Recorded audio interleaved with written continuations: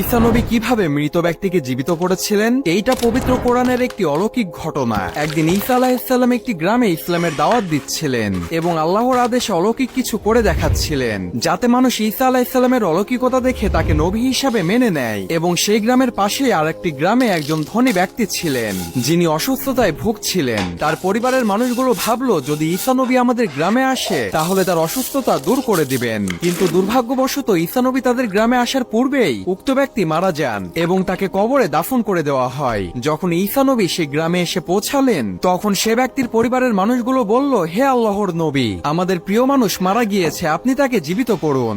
ঈসা আলাইহিসসালাম তখন সে মৃত ব্যক্তির কবরের সামনে গিয়ে দাঁড়ালেন এবং বললেন, আল্লাহর আদেশে উঠে দাঁড়াও। তখন অলৌকিকভাবে সে মৃত ব্যক্তি কবর থেকে জীবিত হয়ে উঠে দাঁড়ালেন এবং গ্রামের মানুষগুলো অবাক হয়ে তাকিয়ে থাকলেন আর বুঝতে পারলেন এটা কোনো সাধারণ মানব নয়, এটা আল্লাহর প্রেরিত রাসূল।